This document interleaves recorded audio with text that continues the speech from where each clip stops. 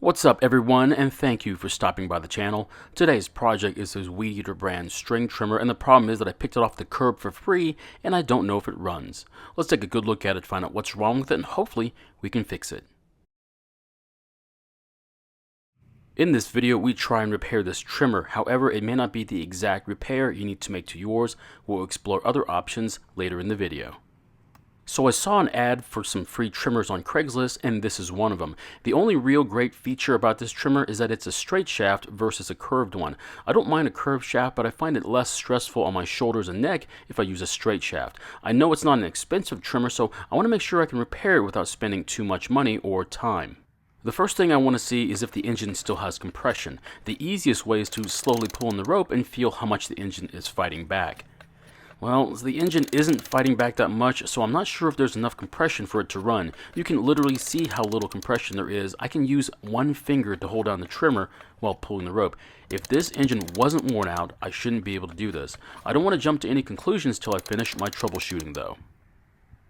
The next thing I want to do is put some fresh fuel into the carburetor's throat and try starting it. To make sure you get enough fuel into the engine, squeeze the trigger so the throttle plate opens in the carburetor. This is when I find a small problem. The throttle plate is stuck. Now, more than likely old varnished fuel is keeping it from moving, so I don't have a problem forcing it open with a flathead screwdriver.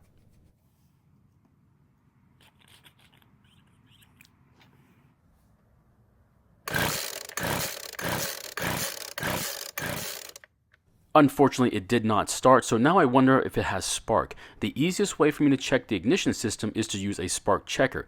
Now, you can buy these online or at an auto parts store. Simply install it in line with the spark plug, pull the rope, and watch for an orange glow in the middle of the tester. Now, sometimes it's hard to see, so it'd be better if you do this test in a shaded area.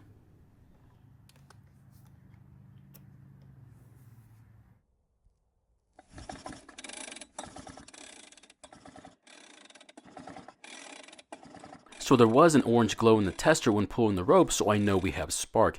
Now, if there wasn't spark, check to make sure that the kill switch isn't in the off position. Otherwise, you might have a bad ignition module. Now, since we have two of the three main components for a running engine, spark and fuel, that I put into the engine, that means we're probably missing the third part, which is compression. To get a real reading on the compression, I'll use a compression tester. Now, you can buy these at an auto parts store or online. This particular tester only cost me $15 after shipping. Now, I bought this one because I was certain that my other one that I've had for almost 20 years was leaking and not giving an accurate reading.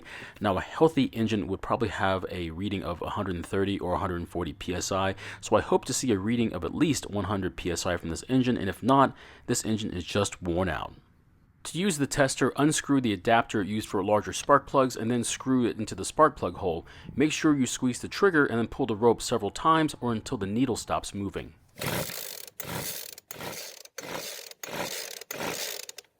So unfortunately, the reading looks to be about 67 or 68 psi, which is very low and certainly not enough for this engine to run.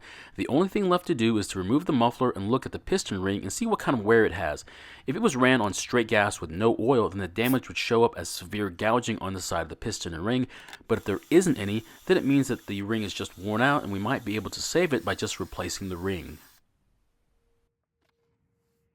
Unfortunately, the front cover is blocking the other bolt that holds the muffler on, so I'll have to remove it. I don't have to remove the handle to remove the cover, but I need to disconnect the throttle cable off the trigger. Now, another option would be to disconnect the throttle cable from the carburetor and then disconnect the cable from its anchor on the engine. After that, I'll remove the 4 bolts that hold the front cover to the engine and separate it from the engine.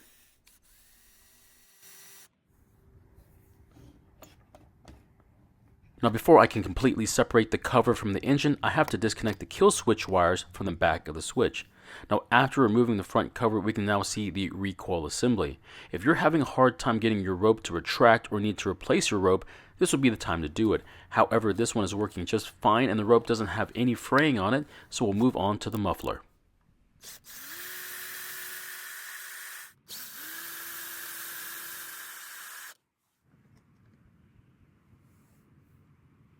So here's the side of the piston, and to see the ring, I'll have to rotate the engine. Now once the ring is in sight, we can see the side of the piston, and there isn't any obvious gouging from running straight gas. Now the side of the piston shows some minor scuffing, but nothing major. The only thing I can see is that the piston ring is very shiny with wear, so I'm guessing that's the reason why this engine doesn't have a lot of compression. Now normally I would say that we use this trimmer for parts as it's not worth fixing, but this time I think I'm going to try and fix it. I want to remove the cylinder and look at the piston ring and see just how bad the damage is. If it's just minor wear, I think I'll just replace the ring. This is a disclaimer. I'm going to do an experiment on honing an aluminum cylinder, which I've heard is a big no-no.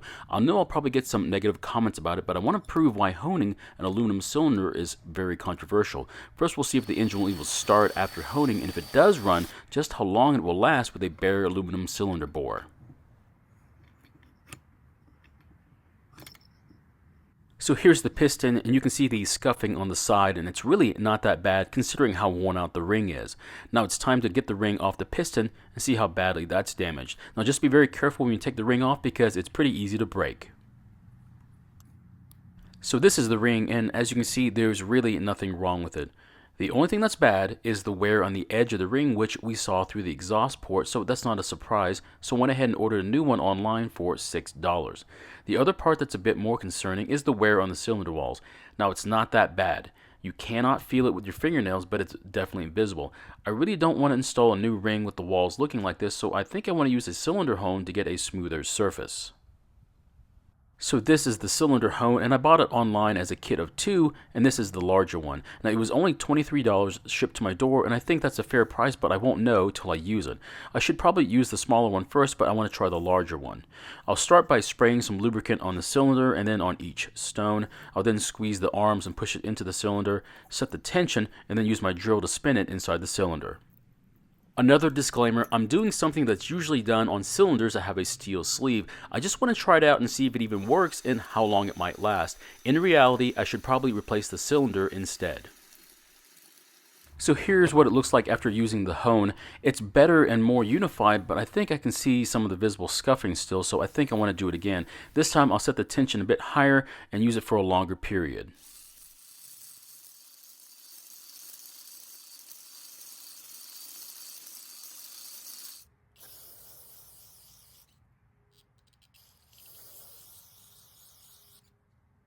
So here it is after the second time, and I have to say it's much better looking. It's very uniform looking except for a small section near the bottom, but I'm not going to worry about that. So I think I'm going to start putting things back together. The only part that's going to be an issue is the pin that keeps the ring from moving around. If I don't install the ring correctly, I could break the new ring, and to make things much easier, I think I'll remove the piston and rod. I'll then install the piston into the cylinder and then slide the connecting rod back onto the crankshaft.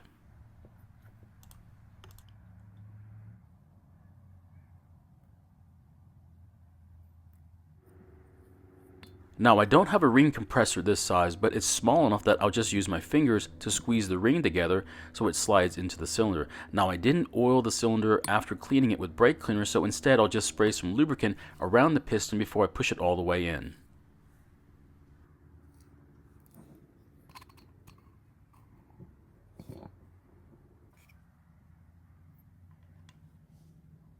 Now after that's done, I'll put the connecting rod in back on the crankshaft, reinstall the 2 bolts for the cylinder, and then put the rest of the engine back together.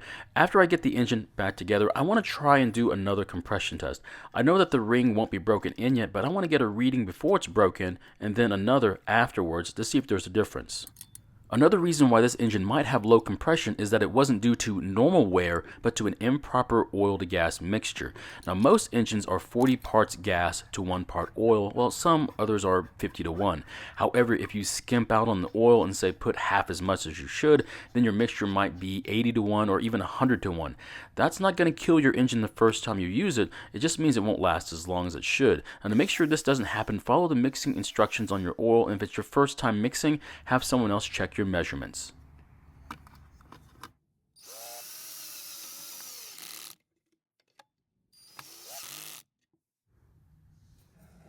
Don't forget to reconnect the 2 wires that go to the kill switch, otherwise you won't be able to shut off the engine, and then you'll have to choke the carburetor to get it to stop. Now after putting the front cover back onto the engine, I can then do a compression test since the recoil is part of the cover. Now testing it before we put everything back together will save us unnecessary work if there happens to be a problem.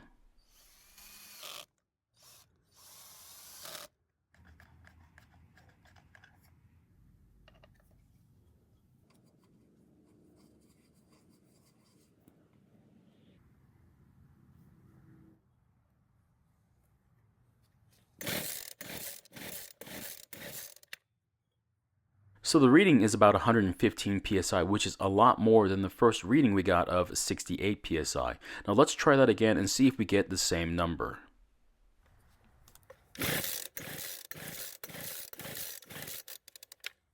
So the reading is pretty much the same as before. I was hoping for something a bit higher, but remember the new ring isn't broken in yet, so hopefully 115 psi is enough to get it to run. After the first use, I'll then do another compression test and see if it gets any higher. Now when I get the spark plug back into the engine, I want to put some fuel in the carburetor's throat and try starting it again.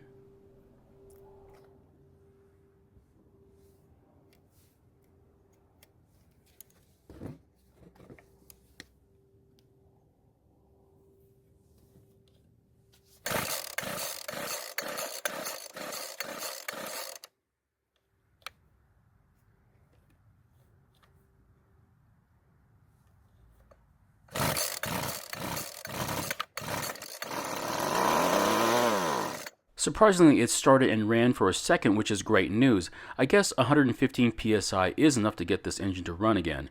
I'll document how much time I've used the trimmer and then take compression readings to see if the numbers go up. Hopefully they go up, but if they go down, then it means that I cannot rehome the cylinders and that I should have replaced it instead.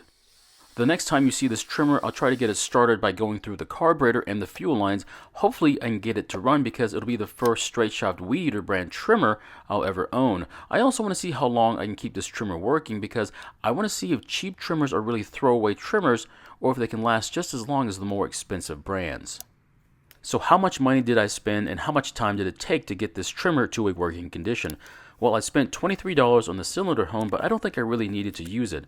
I'll probably use it on my other engines in my collection though if they need it. I probably could have gotten away with some wet sanding by hand just to get the same surface condition. The only other thing that I bought was the piston ring, which was $6, and that was the only part I really needed. The whole repair took less than 2 hours. So my question is, do you think it was worth the $29 and 2 hours it took to get this Weedeater to a working condition, or did I waste my time and money? Personally, I think it was worth it, but I'm a bit biased to lightweight trimmers as they're really easy to use. Thank you for watching. I really appreciate your time here. Please feel free to ask me any questions, and I hope to see you in my next video.